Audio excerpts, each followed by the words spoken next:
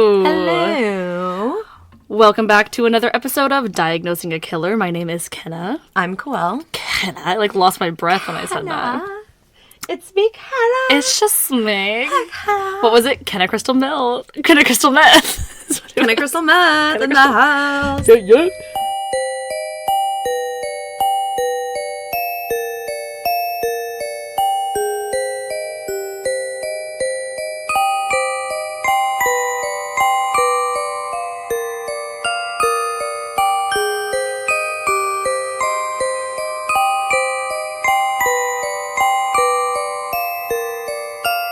I just hit my elbow really hard. It's okay because I hit the table at the same time. Oh, God, we're a mess already. How was everyone's Valentine's Day? I didn't do anything at all. It was good. I told Casey, I was like, okay, because we usually go out to dinner on the 15th, which is actually the day that we're recording this, so I'm excited to go to dinner, but we don't, like, get gifts or anything, and so yesterday we had come off of, like, a 5-day, like, we went out of town for the weekend, and we had, like, a bunch of stuff going on, and so yesterday I was like, I am physically going to sleep as much as I can, and I literally slept until like 4. I just laid in bed for the rest of the night, and it was a very relaxing day. I didn't do anything, but it's kind of nice to not do anything when you've done so much, the last couple of days, so yeah, that was cool. Got a little rest. I'm all energized again. Woo! Yeah, it was just, it's kind of nice just to relax and not have to do much, and I got to help my kiddo with all of his little goodie baggies. Oh, yeah. We had the best Valentines, too. I know. I guess you got a lot of stuff. Yeah. Well, I don't know. He has his parents, too, so it was kind of like this collaboration, and I had this idea about these rubber duckies, and so I got a bunch of rubber duckies, and then we did pencils and stamps and stickers and whatever, and yeah, he had the best Valentines out of all the kids. Yeah. For sure. I'm sure he did. He's a pro. As long as he's happy. Cool. Well, just wanted to start off by saying really quick, thank you so much for everyone that's been continuously commenting. We've gotten a lot of really nice Instagram comments and posts, and I will go out, mention them. We've had some suggestions, but I'll mention them once we do those cases, because I really am excited to research this one that was suggested to us. So we're going to get to that at some point. I'm definitely going to research it, but I definitely have a couple more in my pipeline that I've had researched in my mind. But yeah, I'm just, going for it. I have already, I think the next 5 lined up in my mind of, what I want to do. So it's all in order. I'm excited for a potential collaboration. Yes. That's coming up. Maybe in March? Maybe. We'll see. Stay tuned. Yeah, you'll have to listen for that. We'll obviously make it known when that's happening. If and when that's happening. So we're going to get right into this episode today. I did something really, really different. And I always say that. I always do something different. But the MO for this case is completely different than anything else we've ever done. Ooh. And this is actually a Canadian case, too. So I chose to do it outside of the United States and then something different MO-wise. Yeah. Before we do get started, just to let everyone know, this episode will contain graphic content having to do with alcohol abuse. There is physical and sexual assault mentioned as well. Your mental health is extremely important to me and Coel. And if this content is not something that you're comfortable listening to, by all means, please feel free to listen to another one of our episodes, and we will see you next time. But we're going to get right into this episode. Canadians, huh? Yes. Milk in bags. Did you know that they have milk in bags? I did know that, and that's no offense to any of our Canadian listeners, but that's just odd to me, because I've never seen that before. Is it just because maybe the plastic cartons maybe are more costly, or they take up more room? I'm not sure why that is. Canadian listeners, let us know, because I know we have listeners in Canada. Yeah. Okay, so we are going to get started, and you definitely don't know this one. I mean, hopefully you don't know this one. Okay. Now we're going to be talking about Gilbert Paul Jordan. I know Shut this guy. Up. No, you don't. You don't. Shut up. A.K.A. The Boozing Barber. What? Of Fleet Street? The Boozing Barber. So that's his nickname. Wow. Yeah.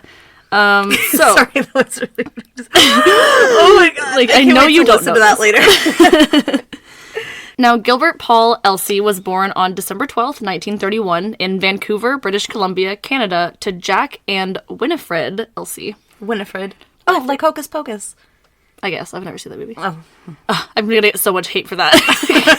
You're like, what? I've never seen a lot of movies, apparently. She's never even seen Titanic. I have, actually. I watched it for the first time probably like 4 or 5 months ago, and I actually am really disappointed in myself because I loved it. And I could watch it like over and over again, and I'm sad that I waited until I was 27 to watch it. It's a staple. You know, when it came out in the 90s, it came with 2 VHS Yeah, tapes. you had to change them. I remember Yeah, that. and it was like, it faded.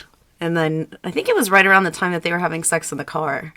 So it's like, okay, perfect time to like change the scene. And then he would have to be like, changed to tape 2. Yeah. And then Now, Gilbert was the second of 2 children the couple shared, his older brother being Bud Gilbert. Bud Gilbert. Wait, isn't he the boozy? That's not his name? Oh. Bud Gilbert. His brother's name is Gilbert. His brother's name is Bud. It's like It's Gilbert Gilbert. Is his name Gilbert Gilbert? His older brother is Bud Elsie. I put Bud Gilbert as a typo. Oh gosh, this is going swimmingly so far. They're both alcoholics. When the boys were young, their parents actually divorced, and they were sent to live with their father. How young?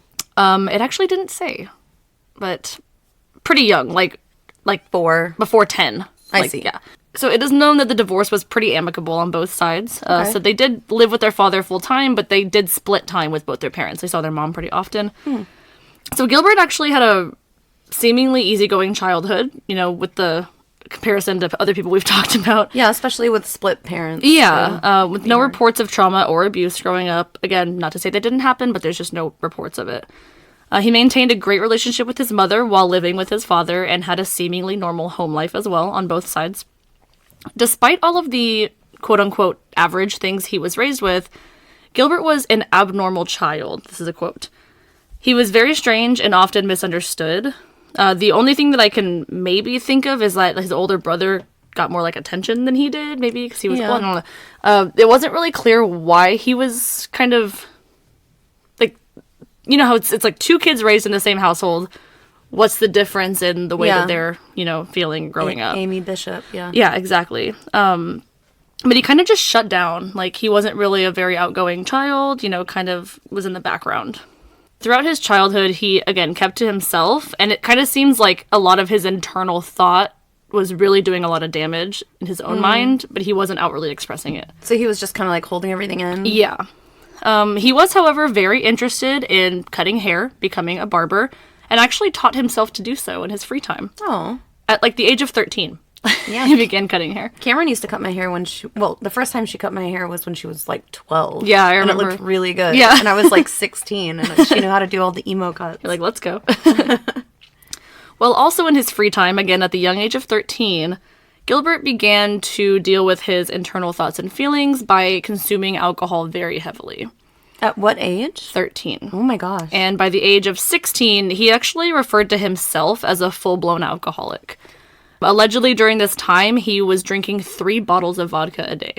What? I don't know if it was like a fifth or like a handle. Probably a fifth. But still, that's a lot. This is also the time that he dropped out of school, and he did not return after this. So he dropped out of school at 16. Around this time as well, he was beginning to spend a lot of time with the sex work community and began a regular routine of doing so. So he would you said he was hanging out with the community. Would he like engage with like sex workers? Is that? Yeah, he just became like a regular of sorts. Like, oh, I see. Okay, just in the area and stuff too? Yeah. Okay. Starting in 1952, now he is now 21, he got in trouble with the law constantly. He quickly racked up a lengthy criminal record with a number of serious charges, including theft, assault, car theft, and possession of heroin. Oh my gosh. Escalates kind of quickly, right? Yeah. Well, I guess not, because he was 16. Over the course of 5 years, but still, that's still very young. Yeah, absolutely. Now, of course, he's on his own completely now, and he was also completely out of control with drinking, he would say. He would consistently hang out with other people that he called alcoholics as well, stating about them, quote, "Sober people wouldn't go out with me, so I didn't have much of an option. I didn't want to drink in my room all by myself." So misery loves company. He was just trying to find, because he didn't want to be sober, so he was like, let me just hang out with other people that don't want to be sober, right? Yeah. And we'll just drink together. God, could you imagine the mess? Because, like, every once in a while, right, like, you go to a party or you go out to, like, a bar and, like, one of your girlfriends gets really shitty and then you have to take care of her. Yeah. Could you imagine if, like, all 6 of you were shitty? Yeah. That would suck. Well, honestly, too, like, don't get me wrong, I love a stiff drink as much as the next person. But it comes a time, like yesterday, perfect example. I was like, I literally cannot drink anymore. I've drank for like the last 5 days. I need to stop. So I just took a whole day and I didn't drink. And that's like, I feel like I drink more than the average person. So imagine like this, it's like all day, every day, you know? And that's really sad because it's like, you get to the point where your body like needs that and craves it and you literally get sick without it. Right, exactly, yeah. Well, that's really the dependency. Yeah. But yeah, all I was saying was just, like, he only hangs out with other alcoholics. Yeah. It's like the anti-AA. Yeah, pretty much. Now, during this time, he was continuously engaging in constant sex with prostitutes. He claimed later that around this time, he would have sex with up to 200 women per year. Okay. And sought out his companions in the slums and dive bars of Vancouver. That's a quote. So it's like every other day. Yeah. Yeah. It was like frequent.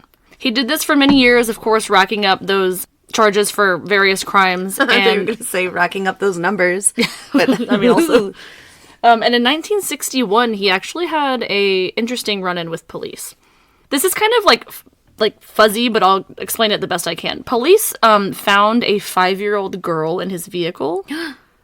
And although he was charged with abduction, he was never convicted. So there was no evidence of like any type of assault or anything like that. We don't know where this little girl came from. Exactly. Didn't really explain like how he knew her or why she was with him. He got charged with abduction, but again, never convicted. So maybe it was a misunderstanding and it was like, let me charge you. But then the parents didn't want to press charges or however it went.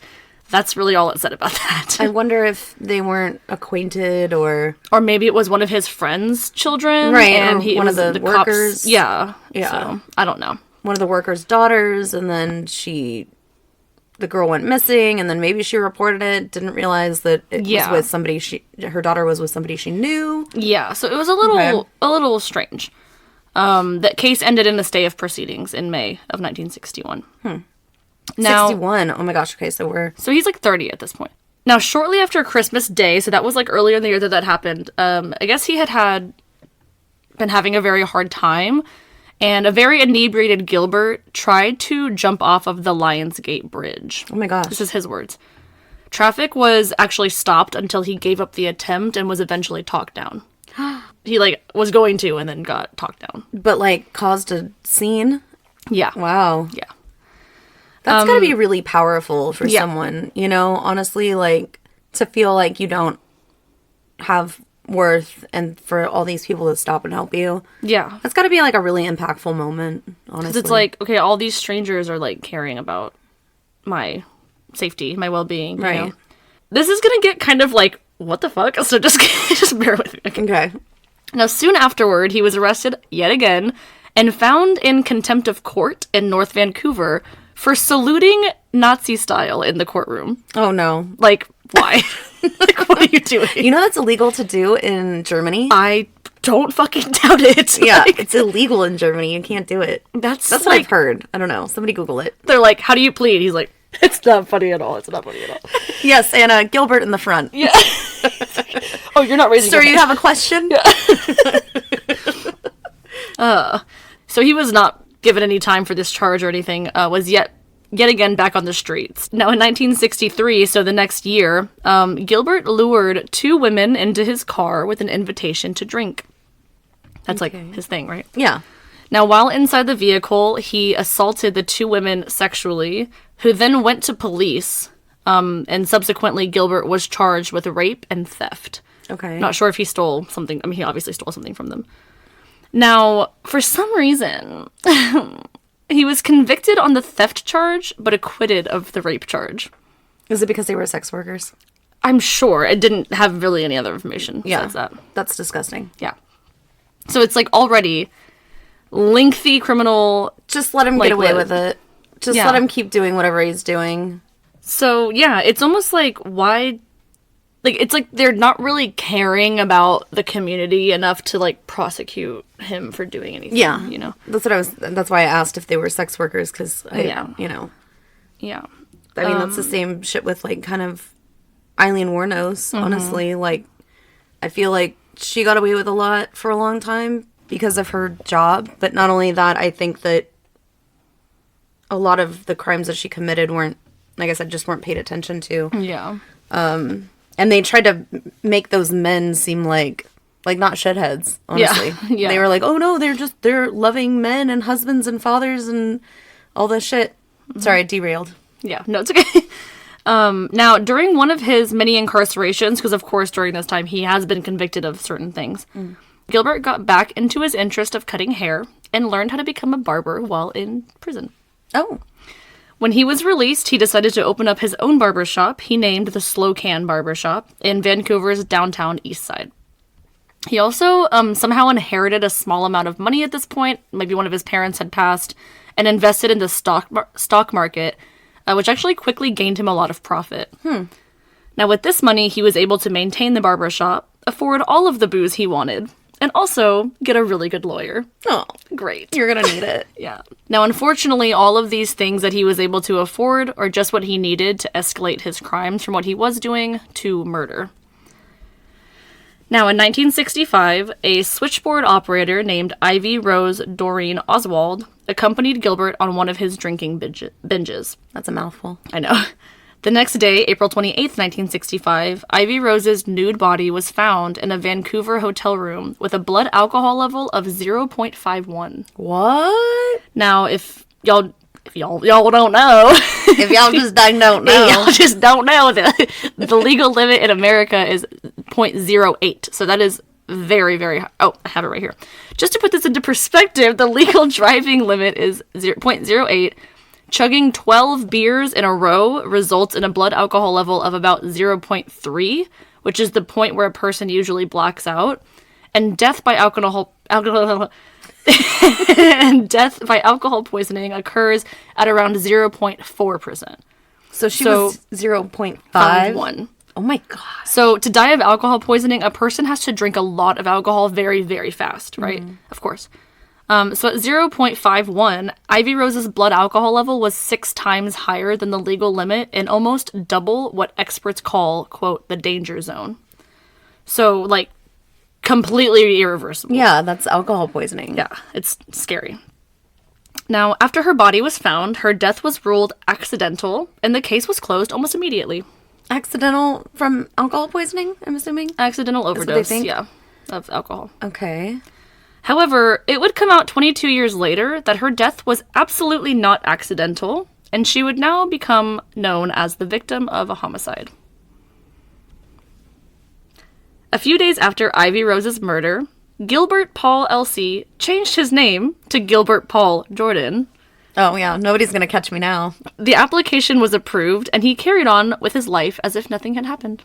Charges and convictions for drunk driving continued to be placed on Gilbert, but somehow he consistently seemed to get away scot-free. Interesting. With his lawyer. With his lawyer? Does he have connections with the police or something? No, he's just a really good lawyer, apparently. Okay. In 1969, in fact, he was charged twice on the same day for drunk driving. Twice. Wait, what? How do you get charged for drunk driving and then... Like, did you just get a ticket, I guess, and then you just, like, turn around and, like, got back in your car, I guess? Maybe he got someone to pick him up that wasn't drunk, and then he got back into his car later. I mean, there's a lot you can do in a day. Yeah, but all I'm thinking is that you get pulled over for drunk driving, you don't just get, like, a ticket, you go to jail. Yeah, is what I'm thinking. I mean, but this is also in, what, the 60s, 70s? 70s. But as long as he wasn't, like, strung out on shrooms or acid, I'm sure they were like, okay, just walk it off. Don't do it again. Does it again immediately. In 1971, he was arrested in Vancouver for committing an indecent act in a public place. That charge was dismissed again. In 1973, Gilbert was arrested in Mackenzie and convicted for indecent exposure. Let go. I said he convicted, so I guess he wasn't let go. Yeah. Somehow he was let go. Well, he wasn't in prison, I guess, as where he probably should be. In 1974, in Prince George, he was arrested yet again and convicted of indecent assault and sentenced to 2 years in jail in less than 1 day. Like, it took him less than a day to sentence him that. 2 years. this What is long rap going sheet. And he's on? like, just go ahead and spend 2 years. It's fine. And then get out of good behavior. Get on behavior. Get this. Finally, someone wants to do something about this guy. The Crown tried to have him declared a dangerous offender in 1974, but his very expensive lawyer intervened, and the request was denied. So he doesn't even have anything on his record that says he's a dangerous offender. Oh my god. And at least if, like, he has that on his record, then if he gets pulled over for drunk driving, the police can be like, oh shit, like, this guy has a bad rap, and then just take him in, right? Yeah. Instead of just being like, oh, don't do it again. Yeah. You know? Walk it off. Don't you know? That's Minnesota. In 1975, Gilbert was back. Gilbert. Gilbert. It is me, Gilbert. He was back on the streets, and this time he escalated his crimes yet again to abduction. He abducted a woman from a mental institution. Police charged him on several counts for this, including kidnapping and sexual intercourse with a feeble-minded person. Yeah, because that's illegal. They don't is. have consent. It is. He was sentenced to 26 months for assault. What? 26 months. For kidnapping and assault. Yeah. Following an arrest in 1976, Gilbert was examined by Dr. Tibor Bezaretti as part of a court-mandated examination and was officially diagnosed with antisocial personality disorder. Now we know. He's not married yet, is he? No. I'm kidding. No. This is thought to have played a role in his following crimes as well. It is unclear whether or not he had any murder victims during the next decade, but it is believed that he may have because he was continuously inviting women back to his hotel room and giving them copious amounts of alcohol. This happened from 1980 to 1988, with more than 200 women a year being invited back with Gilbert. Remember? He's having sex with all these women. The women that did, unfortunately, pass, it was hard to determine if they were victims of a homicide or an accidental overdose. However, like alcohol or drugs or whatever. However, Gilbert was known to have been with the following women at the time of their deaths. On November 30th, 1980, Mary Johnson's body was found at the Aylmer Hotel with a blood alcohol level of 0.34. On September 11th, 1981, Barbara Paul's body was found at the Glenard Hotel with a blood alcohol of 0.41. Mary John's body was found on July 30th, 1982, at 2503 Kingsway, Gilbert Jordan's barber shop, with a blood alcohol level of 0.76. What? He has to be forcing this down their throats. There's no way. Patricia Thomas's body was found on December 15th, 1984, at the barber shop as well, with a blood alcohol content of 0.51.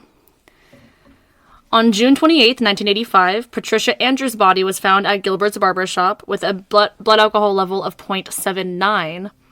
And on November 19th, 1986, the body of Vera Harry was found at the Clifton Hotel with the blood alcohol content of 0.40. Is he, like, injecting it into their bloodstream? That's just, like, that's so much. Like, your body would reject that. Yeah. There's no way. I'll get into it. Now, you're probably thinking, okay, so 3 women died in his barbershop. How did he not get charged? Yeah. Like, what the fuck? Well, again, like I said, he had a very expensive lawyer that seemed to be really good at defending pieces of shit like him. But also, he was the one that made the 911 calls the next morning about the women being deceased. He was eerily good at making it seem like he was distraught, and all 3 of their deaths became ruled accidental with no evidence to suggest otherwise. Now, it's clear that Gilbert is killing these women with alcohol, so it's time to explain how he made this happen. Yeah, because this is bizarre. Yeah. So we mentioned that he would frequently pay women to join him in sex, drugs, alcohol, whatever the situation was. He would be, like, nice and manipulative, and the women would agree to join him, whether it be at his barbershop or this hotel room, or any hotel room.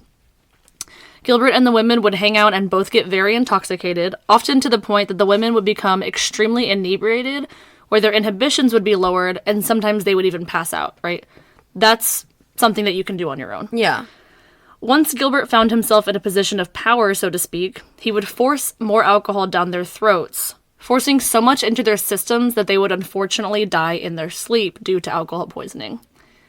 He was able to get away with this and make it look like an accident because they're passed out, so of course there's no signs of a struggle. It just looks like an overdose. My eyebrows are reaching my hairline. Yeah. Like, what? So he would wait for them to black out or pass out, and then he would literally force feed them alcohol. Yeah.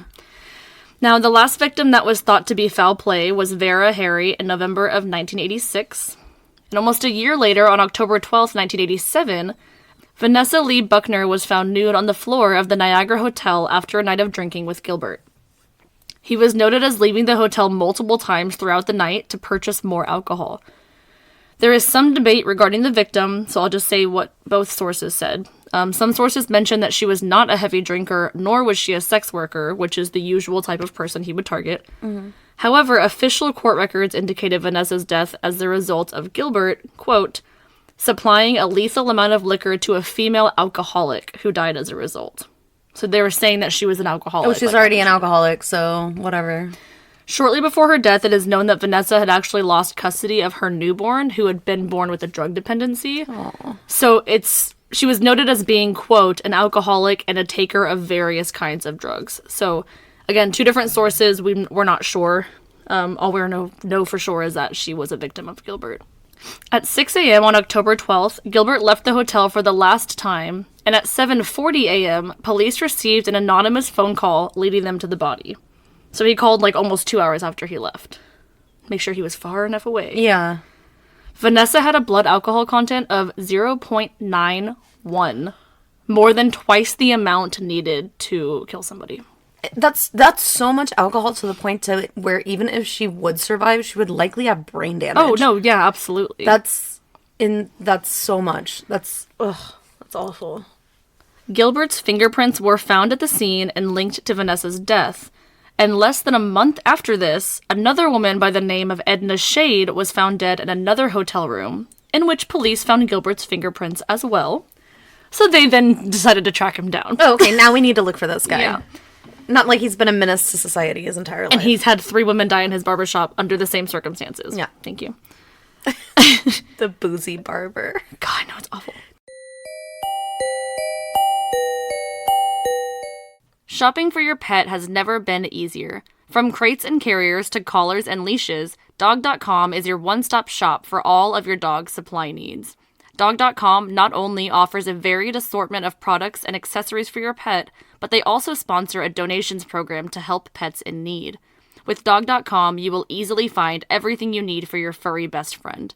Click the link in the show notes below for up to 30% off your first online order. After being questioned, Gilbert had not been charged with any crime related to Vanessa Buckner's or Edna Shade's deaths. However, police began surveillance on him after this questioning. Oh, okay. I guess it was all circumstantial that they had, so they were like, okay, let's just tail him. Yeah. Between October 12th and November 26th, 1987, police watched him, quote, search our native Indian women in the Skid Row area of Vancouver. All of his victims up until this point have been Native women, so that is why they put that in there. Oh, okay. On 4 separate occasions, police rescued the women involved before they could potentially become victims themselves. These women are as follows. On November 20th, 1987, police found Rosemary Wilson at the Balmoral Hotel with a blood alcohol content of 0.52. They decided to go ahead and rescue her after she was already at a 0.52. Yeah. Just saying. The next day, on November 21st, police found Verna Chartrand at the Pacific Hotel with a blood alcohol content of 0.43. 4 days later, on the 25th of November, police located Sheila Joe at the Rainbow Hotel with an unknown blood alcohol content. All 3 of these women would survive. That's so sad. I can't believe he was targeting Native women. And they're just like, okay, let them go in the hotel with it. Let's let them get to the point. I mean, realistically speaking, again, they probably consumed alcohol to the point where they were maybe blacking out. That's possible to do. And police might have had to, make sure that he was then feeding them alcohol to make sure that it was a homicide. Like a crime or something? I mean, that sounds bad, but it's probably the evidence they needed was, actually catching him in the act. Yeah. Thankfully, all of these women survived. But it's really unfortunate. That's kind of what they felt they needed to do, I guess. Well, I mean, yeah, where does it come, where is the line drawn of when it's consensual and then no longer consensual? Yeah, exactly. Yeah. Well, according to later reports, police listening outside the hotel rooms heard Gilbert say such things as, quote, have a drink, down the hatch, baby. $20 if you drink it right down. See if you're a real woman. Finish that drink, down the hatch, hurry, right down. You need another drink, I'll give you $50 if you can take it. I'll give you $10, $20, $50, whatever you want. Come on, I want to see you get it all down. These are all separate quotes. Quote, you get it right down, I'll give you the $50 and the $13. I told you that. If you finish that, I'll give you $75. Finish your drink, I'll give you $20, etc. So he was bribing them with money to drink more. And police heard that. So that's the evidence that they needed. I'm really struggling with this, like, MO. And you did say at the beginning it's a very different MO. Yeah. What would make somebody, like, compel somebody to force somebody to drink that much alcohol in order to kill them? I'm just trying to find, like was he force-fed alcohol at some point in his life, and that was, like, a traumatic thing, and then that's, because that's usually what it is. It's like a reliving. Well, he was an alcoholic himself. Maybe he was like, it's like, I don't want to do it to myself, but that makes sense. Maybe I'll do it to someone else and see how much alcohol someone can have. I don't know. And this might be sensitive for some listeners, but, sometimes people that commit homicide are doing so because they don't want to commit suicide. Yeah. But they want to, somewhere, but they won't do that to themselves. Yeah, and so I'm wondering, does he wish that he could drink himself to death? And that's what he's doing and inflicting this pain on these women? I don't know. It's really awful, though. Now, on November 26, 1987, Gilbert Paul Jordan was apprehended as he was attempting to kill his last victim, Mabel Olson. Ooh. She had lost consciousness. When police entered the room, Gilbert was lying on top of her, forcing the contents of a large bottle of vodka down her throat. Mabel would survive the attack. Oh my gosh. So they're like, gotcha, motherfucker. Like, look what you're doing. They took like a picture. Yeah, it only took us 33 years, but whatever. For real. It was not until 1988 that Gilbert would go on trial for the murder of Vanessa Buckner. That was she was one of the women found in the hotel. During the trial, Gilbert was thought to have been connected to 6 other women at the time of their deaths, but they only had evidence of Vanessa's murder being connected to him, so unfortunately they didn't try him for the other murders at all. It kind of brings me back to what we were talking about in Green River. Like, if it's important to you to have that name on that piece of paper. And, like, that is important to me. Yeah, no, for sure. So for him to only be tried for one. When he was connected to 7. Yeah. Now get this. Gilbert was allowed to speak of his victims. I don't like that they're able to do that, but he was, in court. He was quoted as saying, quote, "They were all on their last legs. I didn't give a damn who I was with. I mean, we're all dying sooner or later. So why are you gonna make it sooner, you jackass?" Like, Jesus. That's so stupid. No, he thought he could get away with it because, first of all, they were Native women. Yes. First of all. And they're really lower funded areas, lower policed areas. Second of all, they might have been, transient women or sex workers or what have you, and maybe had a history of alcohol abuse. Yeah. And that's why the police didn't give a shit. And, it's really unfortunate because he clearly influenced a lot of people's deaths, if not purposely took lives. Yeah. And that's ridiculous that he would only be tried for one person.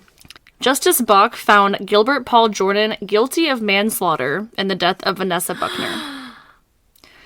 Vanessa's father was noted saying about Gilbert, quote, "He poisons them first, then has sex with them. No parent should have to go through this. He's a worm. He's a lowlife. He should be squashed, just like he squashed a lot of girls' lives."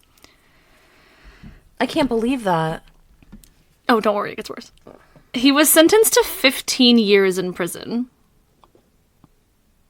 You'd think that, like, his long fucking rap sheet of, like, very violent crimes and criminal activity would have maybe influenced a 15-year sentence. They don't give a shit. Oh, God, this is infuriating. This conviction was changed during an appeal hearing that was successful for Gilbert, and the time changed from 15 years to just not years to just 9 years. So not only was he sentenced for 15 years, his appeal got approved later on, and it got changed to 9 years. Do they just not look back at, like, this dude's record? Well, then, remember that they tried to put, like, a serial offender thing on his, like, record, and the lawyer somehow, like, denied it. Fucking weird. This is outstanding. It gets worse. Oh, God. Somehow, he was able to get released on probation after just 6 years, and was back out on the streets. 6 years. Oh, my God. I'm really mad right now. Oh, my God. One condition of his probation was that he was restricted to Vancouver Island, and another was that he could not drink at all. Okay, so he's restricted to his already stomping grounds, where he's already victimizing women, and he's ordered to not drink. How well do you think that goes? Well, you're telling a lifelong alcoholic to not drink, like, all of a sudden. Just don't do it again. You'll just be fine. Don't do it. Just it's not like it's accessible everywhere. Just don't do it. Just don't do it's it. Fine. Yeah. Well, it was not long after he was out that Gilbert was arrested yet again. Yeah, I know plenty of people that have those breathalyzer machines or whatever in their fucking car, and they still go out and fucking party. I saw this TikTok, and these two girls got in the car, and the girl that's driving is like, all right, you ready to go? And the passenger's like, yep. And she goes, oh, look over there. And the passenger turns, and then she turns the camera, and she's like, and she's trying to, like, distract the person so she can blow, but it takes, like, 30 whole seconds. It's awkward. It's, like, loud as fuck, too. In June of the year 2000, Gilbert had been charged with sexual assault, negligence causing bodily harm, and administering a noxious substance, alcohol. He had committed the same crime that he had been imprisoned for prior, but somehow he did not serve any time for this. So there was no life lost, thankfully, but he had done everything leading up to it and gotten arrested for it. It was around this time as well that Gilbert Jordan tried to change his name yet again to Paul Pierce. So just using his middle name now. Yeah. No, it's just Paul Pierce. Yeah. Next, it's going to be Pierce Paul. Pierce Jordan. Pierce Gilbert. Yeah, Paul McCartney. At the time, fingerprinting and criminal record checks were not required in British Columbia to have your name changed, but the law actually changed while Gilbert was in the process of changing his name this time. And he was like, oh, and he dropped the application so that he could avoid suspicion. Oh. So he decided he wasn't gonna try. Okay. Did he still go by Paul Pierce? No. Pierce Paul? Peter, Paul, and Mary? In 2002, Gilbert was arrested once again for a breach of probation for drinking and being in the presence of a woman while in possession of alcohol. So that was, I guess, included in his probation. He wasn't allowed to be around people that were drinking, like women, when there was alcohol involved. I see, okay. Which is hilarious. It's like just be a hermit. just stay like at home. Restraining order against all women. Yeah. Yeah. He was found guilty of these charges and sentenced to 15 months in jail and 3 years probation for these crimes. Once released and back out on the streets for some fucking reason, I wrote it in all caps, so I had to say it. On August 11th, 2004, Gilbert was arrested in Winnipeg for violating probation. He had been identified as being at a party and binge drinking with a woman by the name of Barb Berkeley at the York Hotel in Swift Current. Okay. Barb was known as being a long-term resident of the hotel and had a serious drinking problem. After spending the night with Gilbert, Barb was found by a friend and colleague, Kathy Waddington, who immediately took her to the hospital for care. Kathy was actually able to identify Gilbert Paul Jordan as being the one that was with Barb when this all took place. Somehow, even though Gilbert was fucking identified as the perpetrator, he was acquitted on these charges and released into the public. Who is this lawyer? Is this the same guy that defended OJ? He's dead. Oh, well, he wouldn't be dead at that point. That's Rob Kardashian. You know that, right? He was on the team, but he wasn't it was Johnny Cochran, I think. Oh. After being free once again, Gilbert tried to change his name once more, but it was unsuccessful. I don't know why he keeps trying to back it because he's like... it doesn't matter. He was identified as the perpetrator. You can't change your face. I mean, I guess you could. On February 3rd, 2005, police fucking finally issued a public warning urging the community to be cautious of Gilbert. Instead of just putting him in jail, they're like, hey, by the way, everyone just look out for this fucking creep. It's everybody else's problem. It's not him. It's everybody else's problem. Watch out for this guy. He's no good. The warning is as follows. A known crack ass. Yeah. Quote, Jordan Gilbert Paul, age 73, is the subject of this alert. I was going to say, because he was born 31 and this is 2005. Yeah. Oh my God.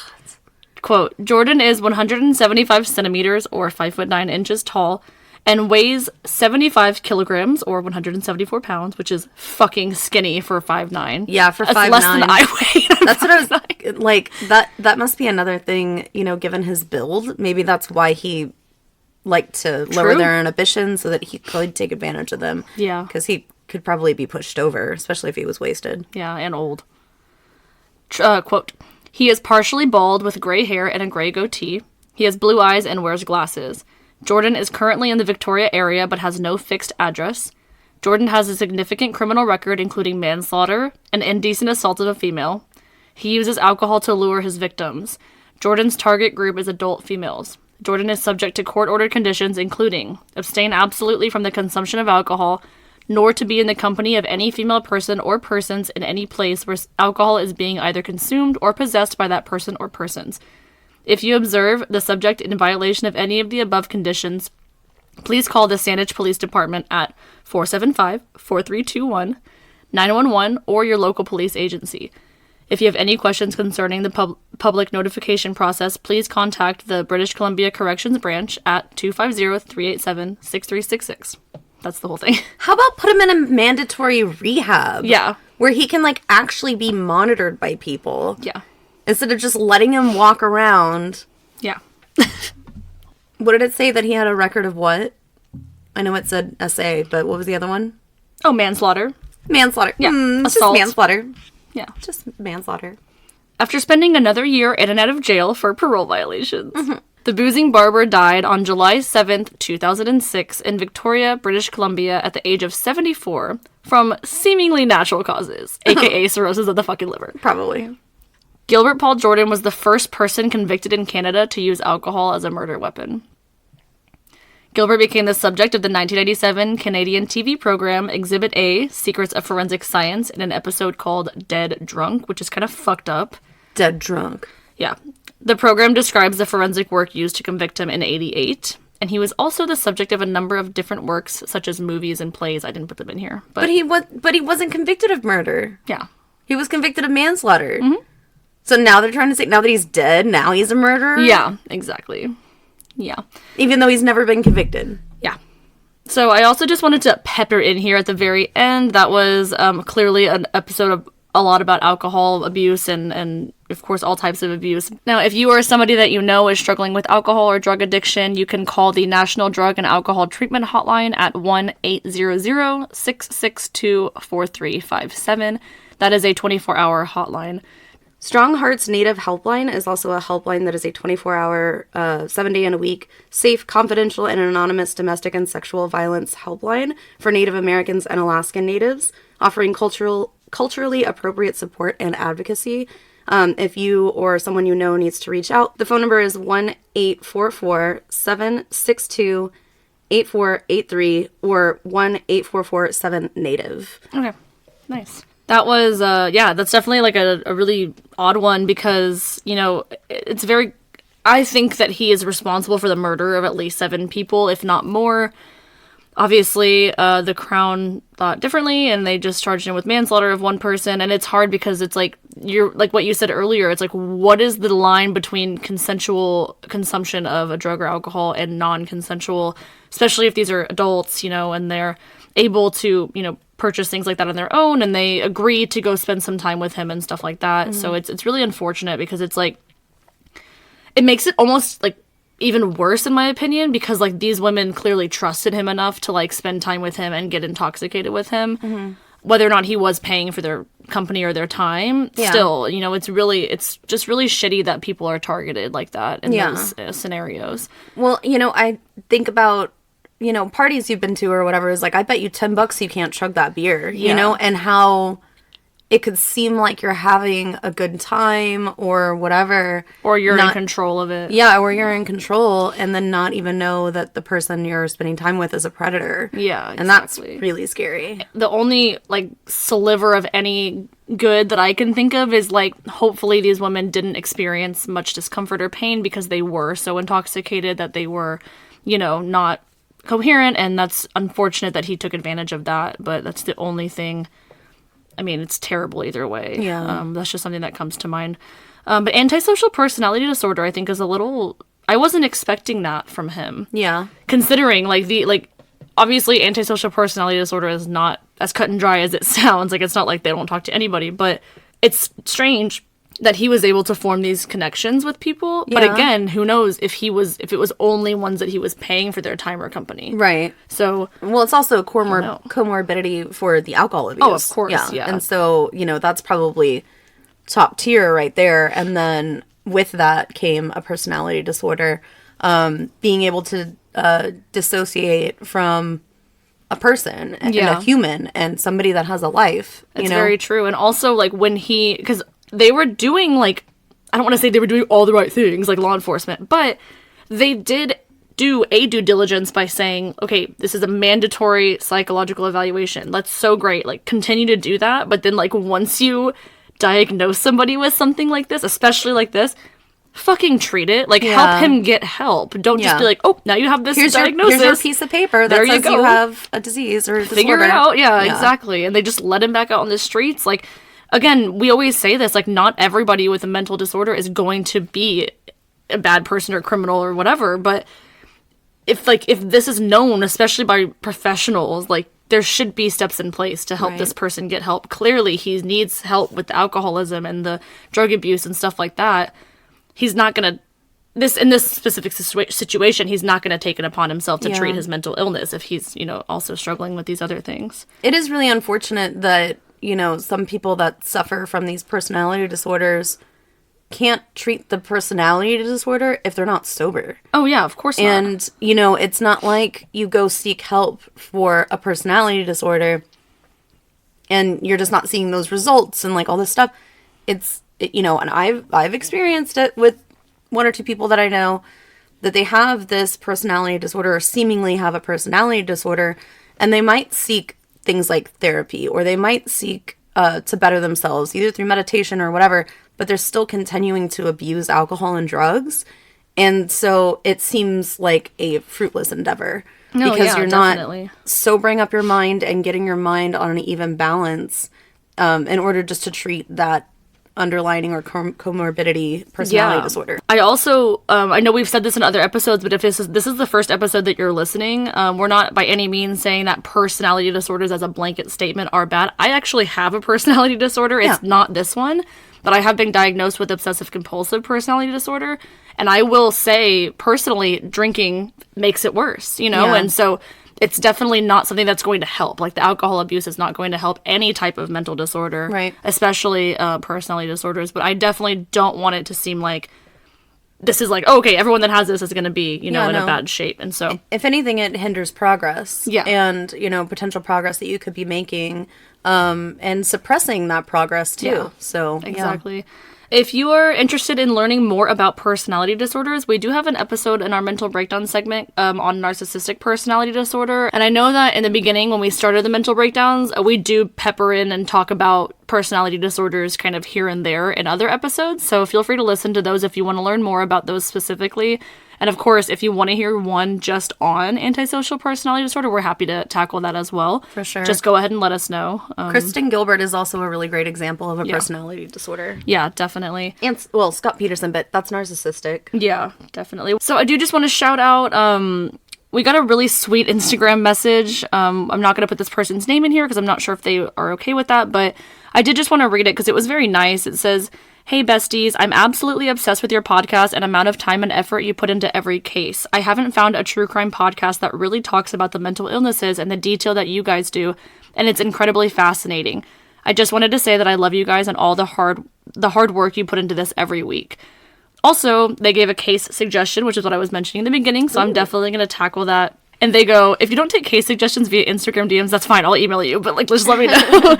So that was funny. And then they also peppered in, your time and effort definitely shows in all of your podcasts. I could not be more excited to see what you guys put out there. So that's awesome. I know. Thank you so much. And I always respond to the Instagram posts, so you know what I said back. But I just love the positive energy, that comes from people. And it's like people that we would have never connected with otherwise, right? Right. And I don't know where this person lives, but I'm sure they don't live right here at our hub. So it's kind of cool that we're like affecting people in a positive way. Yeah. Honestly, even worldwide. Like I look at our map all the time. Yes. Thank you guys so much for We listening. got some UK listeners too. Yeah, I know. I think we have listeners, I mean, pretty much in every everywhere. country. Yeah, Yeah. we're just like famous. We're famous now, y'all. Sorry. Remember we used to say that all the time. We're going to get famous. So famous. But yeah, you can follow us on Instagram if you don't already have us at Diagnosing a Killer. That is our handle on everything with the exception of Twitter, which is at Killer Diagnosis. If you'd like to donate to the Patreon, I had actually someone ask me what the Patreon was. They were saying, you know, you keep mentioning it in every episode. I'm not sure what that entails, so I'll just go ahead and explain. Patreon is a monthly subscription. You can donate anywhere from $1 up, and it just allows us to be able to put more content out. It allows us to have more free time in order to do these episodes and get things out more frequently, as well as stickers. I know we've talked about getting pins and patches. Anybody that is a patron at the moment has already received a sticker, with the exception of Steph, and I'm going to bring it to you when we have lunch. But that is one of the perks of giving us that subscription for the donation. It does help us get better equipment and all that stuff as well. So that is patreon.com/diagnosingakiller. I think we might even just put a link to the Patreon in the episodes because be I've helpful. seen that. Yeah, and then it says like, you know, click here to donate or whatever, and you can just, it's like in the show notes. So I think it'll be easier for people. yeah, definitely, instead of having to like search it. But yeah, that is all I have for today. Great case. Yeah, thank you. It was Yeah. definitely different than what I was. Definitely different. Yeah, but I thought it was interesting, and that guy is wild and out. Like it's just, it was just such a, again, so different. Like it kind of came out of nowhere. It's like, what really made this guy? It probably was just, he was just pre-designed to have, or predisposed to having this mental illness, and Yeah. the alcohol abuse probably led to the reveal of antisocial personality disorder. And he started becoming violent when he was in his early 20s. 20s, yeah. That would be about this the right time, huh? Yeah, but anyway, that is all I have. Do you have anything else? No, just stick with us. Up next will be a mental breakdown. I'm so excited. No. And we will see y'all soon. All right. All right, Love you. Bye. Bye.